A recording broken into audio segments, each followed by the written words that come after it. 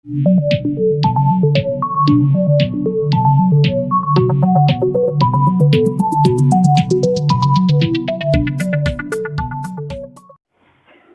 Students, concepts of physics में आपका स्वागत है। हम लोग इलेक्ट्रोमैग्नेटिक यूनिट देख रहे हैं, जिसमें पिछले वीडियो में हमने आपको मैग्नेटिक फ्लक्स के बारे में बताया। आज हम लोग करेंगे Faraday's experiment of electromagnetic induction. उससे पहले थोड़ा सा मैं फ्लक्स डेंसिटी यानी मैग्नेटिक फील्ड, फ्लक्स डेंसिटी कहने का तात्पर्य है मैग्नेटिक फील्ड। तो मैग्नेटिक फील्ड और फ्लक्स, दूसरे शब्दों में फ्लक्स डेंसिटी और फ्लक्स, इन दोनों बातों को हालांकि मैंने कल भी बताया था पिछले वीडियो में, लेकिन फिर थोड़ा सा देख लें। जैसे मान लीजिए किसी क्षेत्र में मैग्नेटिक फील्ड है और ये उसके मैग्नेटिक लाइंस है। ये बात हमने आपको पहले बता रखा है कि डॉट से मैग्नेटिक लाइंस जो बनाते हैं, उसका मतलब ये मैग्नेटिक लाइन है जो इस बोर्ड के प्लेन से परपेंडिकुलरली आउटवर्ड्स है।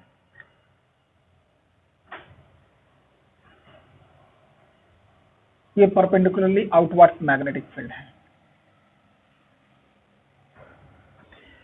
तो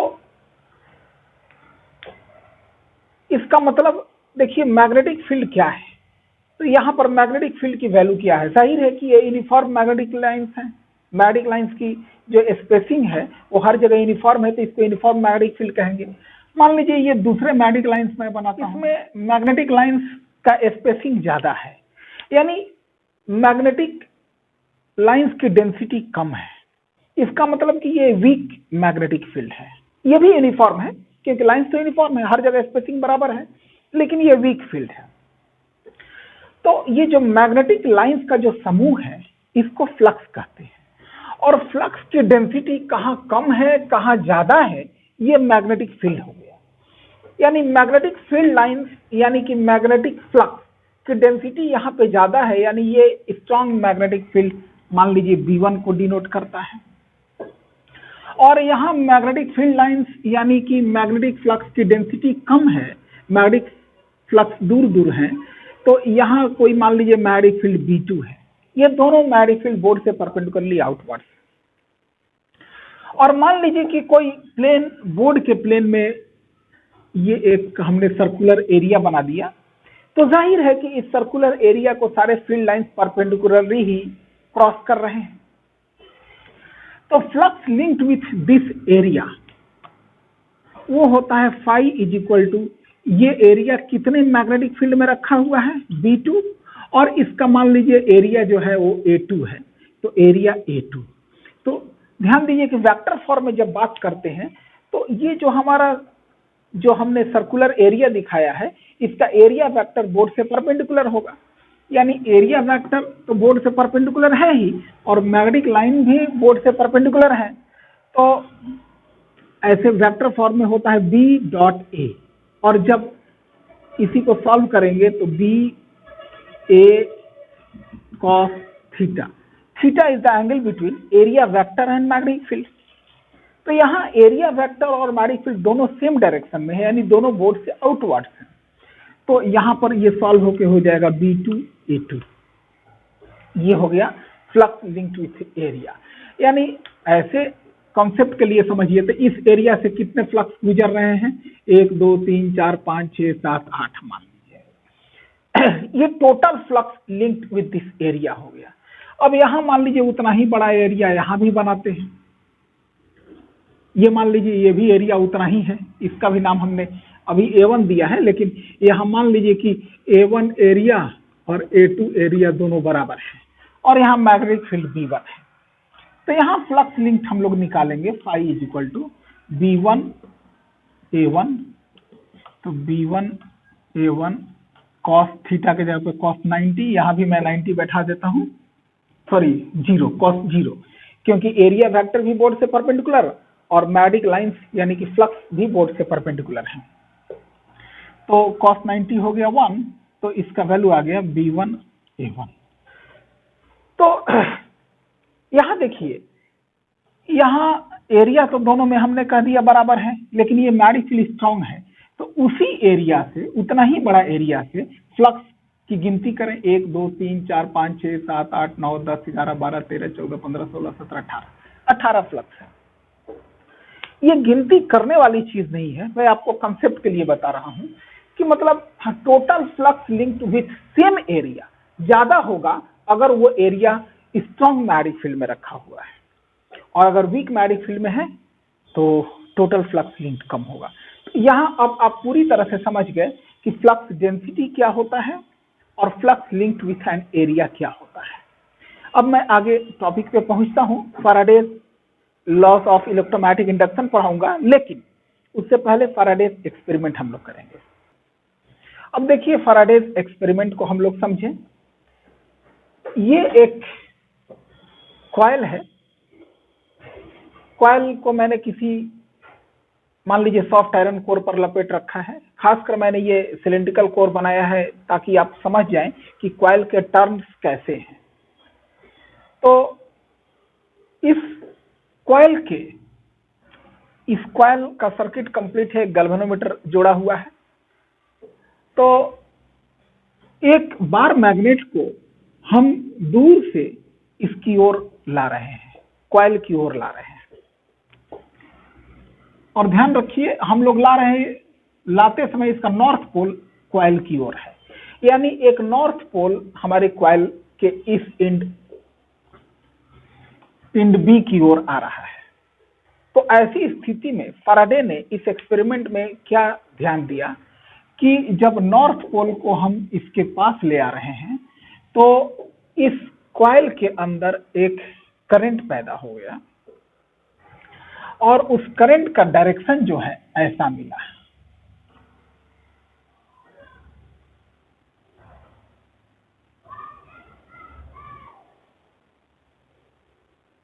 यहां क्लियर आपको पता चलेगा कि अगर एंड बी की ओर से इस कॉइल को देखें तो इसमें जो करंट पैदा हुआ है कॉइल में वो एंटी क्लॉकवाइज है। ये आपको क्लियर समझ में आना चाहिए। और जब इसी फिगर को मैं दोबारा से बनाता हूं, वो आप देखिए, ये वही कॉइल है ए बी, और इस बार मैग्नेट हम लोग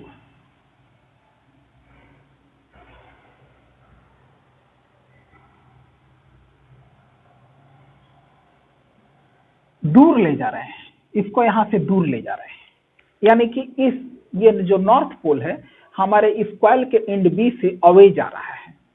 तब यहां क्या देखा जाता है कि इसमें करंट पैदा हो गया ऐसा,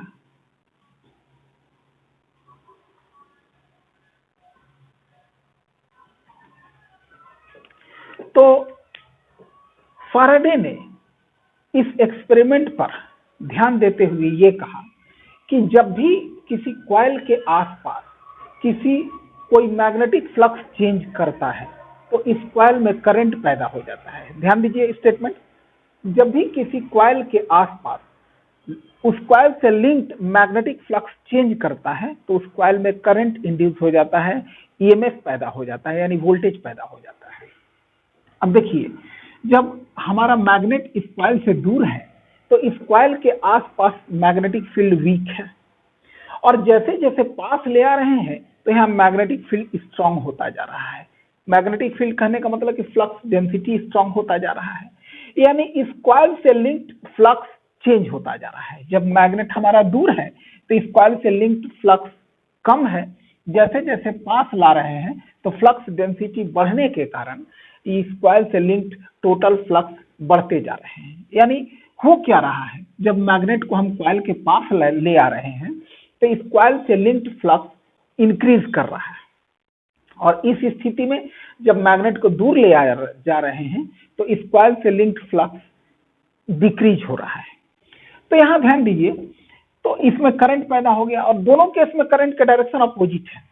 अब इस बात को समझने की कोशिश करें, जब नॉर्थ पोल को पास ले आ रहे हैं तो ये जो कॉइल है इसमें जो करंट पैदा होता है, आगे हालांकि इस बात को एक लेंज नाम के साइंटिस्ट ने बताया था, वो मैं यहां बता दे रहा हूं। इसमें जो करंट पैदा होता है इसको इंड्यूस करंट कहते हैं, और ये करंट ऐसे नेचर का पैदा होता है कि ये उस कारण को अपोज करता है जिस कारण ने इसको पैदा किया।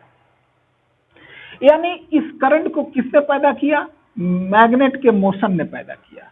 तो जब मैग्नेट को हम पास ला रहे होते हैं तो इसका करंट इस कॉइल में ऐसा मैग्नेटिक फील्ड प्रोड्यूस करता है कि इस कॉइल पर रिपल्सन का फोर्स लगाता है। और जब मैग्नेट को हम दूर ले जा रहे होते हैं तो इस कॉइल में ऐसा करंट पैदा हो जाता है, उस करंट के कारण इस कॉइल में जो मैग्नेटिक फील्ड पैदा होगा वो मैग्नेटिक फील्ड इस मैग्नेट को अपनी ओर खींचेगा। यानी दोनों अवस्था में हम लोगों ने क्या देखा?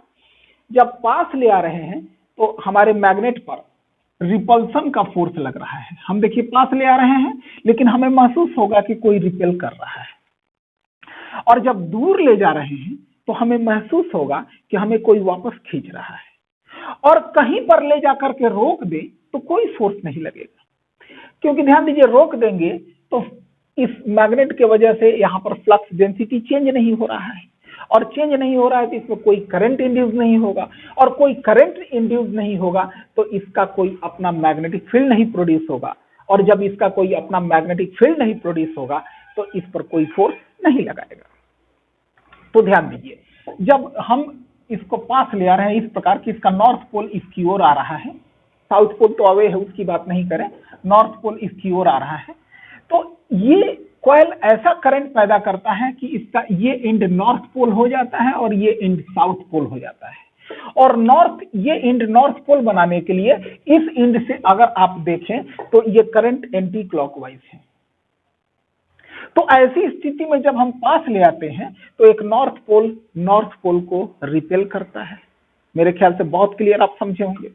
और इसके अपोजिट यहां देखें, जब हम इसको दूर ले जा रहे हैं, नॉर्थ पोल पर ध्यान दीजिए, नॉर्थ पोल इस एंड से दूर जा रहा है, तो इसमें एक ऐसा करंट पैदा होगा कि उस करंट के कारण यहाँ साउथ पोल इंड्यूस हो जाएगा और यहाँ नॉर्थ पोल इंड्यूस हो जाएगा। अब ये साउथ पोल इस नॉर्थ पोल को, हमारे बार मैग्नेट के नॉर्थ पोल को अपनी ओर अट्रैक्ट करने लगेगा। तो देखिए, इस एंड से साउथ पोल बनाने के लिए इस कॉइल में करंट जो है इस एंड के तरफ से अगर आप देखें तो ये क्लॉकवाइज हो गया, तभी तो ये साउथ पोल बना। तो इस प्रकार जब हम अपने मैग्नेट को दूर ले जा रहे हैं तो ये फोर्स ऑफ अट्रैक्शन लगाएगा, और कहीं ले जाकर, दूर ले जाकर रोक दें या पास ले आके रोक दें, कहीं भी रोक दें तो फ्लक्स चेंज होना बंद हो जाएगा। तो इसमें करंट जो इंड्यूस हुआ है वो जीरो हो जाएगा, और करंट जीरो हो जाएगा तो इसका जो नॉर्थ पोल और साउथ पोल यानी जो इसका अपना मैग्नेटिक फील्ड बना है वो जीरो हो जाएगा। तो हमारे मैग्नेट पर कोई फोर्स नहीं लगता है। तो यानी ये कॉइल कर क्या रहा है, इसका करंट कर क्या रहा है, हमारे मैग्नेट के मोशन को अपोज कर रहा है। इस बात को एक समझ लीजिए कि इसको एनर्सिया ऑफ इलेक्ट्रिसिटी भी कहते हैं।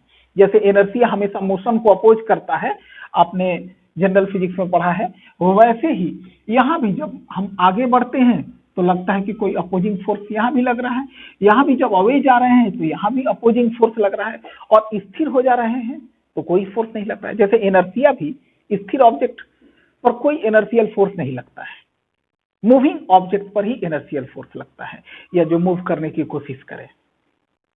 तो ये तो फिगर आप बढ़िया से, ये एग्जांपल आप समझ गए। यानी जब हम मैग्नेट को पास ले आएंगे तो करंट का डायरेक्शन ऐसा पैदा हुआ, तो ये जो गैल्वेनोमीटर है ये डिफ्लेक्शन मान लीजिए इधर दे दिया, और जब मैग्नेट को दूर ले जा रहे हैं तो ये करंट अपोजिट पैदा हो गया, गैल्वेनोमीटर अपोजिट डिफ्लेक्शन देने लगा। यानी अगर हम बार बार मैग्नेट को पास ले आए, दूर ले आए, पास ले आए, दूर ले आए, तो करंट इसमें अल्टरनेटली चेंज होता रहता है। आगे आप देखेंगे अल्टरनेटिंग करंट पैदा करने का जो मेन स्रोत है यही फिनोमेना है। तो मैं एक और एग्जांपल आपको समझाता हूं। अब देखिए फैराडे के दूसरे एक्सपेरिमेंट को समझें। यहां पर एक ही रॉड पर दो कॉइल लपेटा हुआ है। एक कॉइल है जिसका अपना सर्किट कंप्लीट है गैल्वेनोमीटर के द्वारा, और दूसरे कॉइल में जोड़ा हुआ है एक बैटरी और सीरीज में एक रेवेस्टेट है। रेवेस्टेट हमने पहले भी आपको बताया है कि वेरिएबल रेजिस्टेंस होता है। यहाँ रेजिस्टेंस बढ़ाते जाएंगे तो करंट घटता जाएगा, और रेजिस्टेंस को घटाते जाएंगे तो करंट बढ़ता जाएगा। तो यहाँ हमारे सर्किट में करंट इस प्रकार है। तो यहाँ पर अब ये समझें कि मान लीजिए हम लोग यहाँ के रेजिस्टेंस को घटाते जा रहे हैं, तो ये करंट बढ़ता जा रहा है, यानी इस सर्किट का जो करंट आई है ये बढ़ता जा रहा है।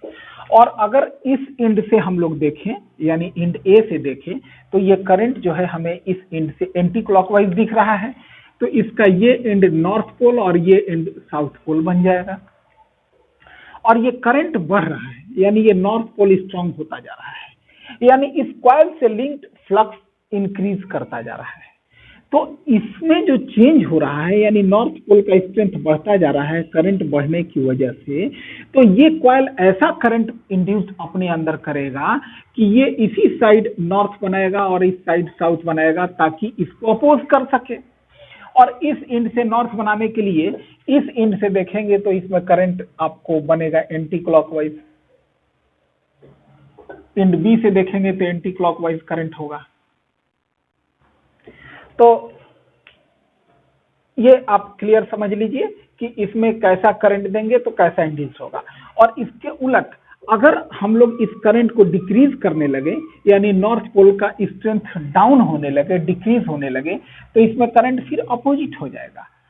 यहाँ फिर वैसी स्थिति में साउथ पोल इंड्यूस हो जाएगा, ताकि इसमें जो चेंज हो रहा है उसको अपोज कर सके।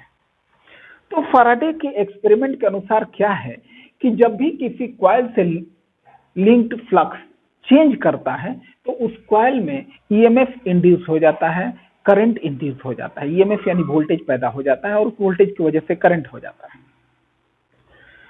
अच्छा, दूसरी बात कि इसमें जो ईएमएफ इंड्यूस होता है, या यूं कहिए जो करंट इंड्यूस होता है, वो तभी तक रहता है जब तक से कि इससे लिंक्ड फ्लक्स चेंज करे। फ्लक्स चेंज करना बंद तो इंड्यूस्ड ईएमएफ भी जीरो, इंड्यूस्ड करंट भी जीरो हो जाता है। और दूसरा बात कि जितना फास्ट हम लोग चेंज करें, जैसे मान लीजिए पिछले फिगर में हमने दिखाया था कि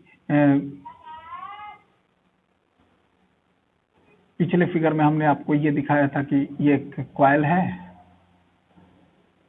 और ये गैल्वेनोमीटर जोड़ा हुआ है और एक मैग्नेट है। नॉर्थ पोल को इसको जितना फास्ट पास ले आएंगे उतना ही स्ट्रॉन्ग ये भी अपना मैग्नेटिक फील्ड बनाएगा और उतना ही स्ट्रॉन्ग इसमें करंट इंड्यूस हो जाएगा। यानी ध्यान दीजिए कि rate of change of flux जितना ज्यादा होगा, इसमें इंड्यूस्ड ईएमएफ भी उतना ही ज्यादा होगा, इंड्यूस्ड करंट भी उतना ही ज्यादा होगा। इसको तेजी से अवे ले जाएंगे तो अगेन करंट का डायरेक्शन उलट जाएगा, यानी उल्टा हो जाएगा, लेकिन उसका वैल्यू ज्यादा रहेगा। इंड्यूस्ड ईएमएफ की पोलैरिटी चेंज हो जाएगी, उसकी भी वैल्यू ज्यादा होगी। यानी कि समराइज कर लें कि जब भी किसी कॉइल से लिंक्ड फ्लक्स चेंज करता है तो उस कॉइल में ईएमएफ इंड्यूस हो जाता है। दूसरा पॉइंट कि ये इंड्यूस्ड ईएमएफ तभी तक लास्ट करता है जब तक से कि इससे लिंक्ड फ्लक्स चेंज करे।